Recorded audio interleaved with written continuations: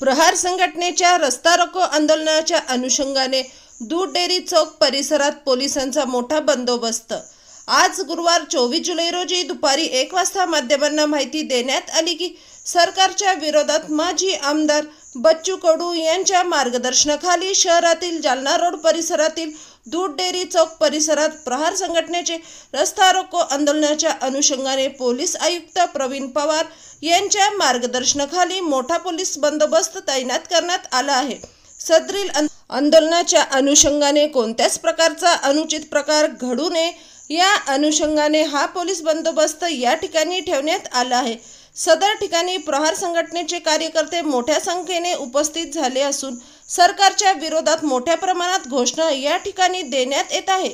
शेतकऱ्यांना कर्जमाफी मिळावी, शेतकऱ्यांना 6,000 रुपये महिना देण्यात यावा अशा विविध मागण्यांसाठी हा रस्ता रोको आंदोलन या ठिकाणी करण्यात आला आहे। क्रांती चौक पोलीस ठाणे, वेदांतनगर पोलीस ठाणे, पोलीस आयुक्त कार्यालय यांच्या वतीने या ठिकाणी मोठा पोलीस बंदोबस्त ठेवण्यात आला होता, अशी माहिती पोलीस आयुक्त कार्यालयातून आज रोजी देण्यात आली आहे।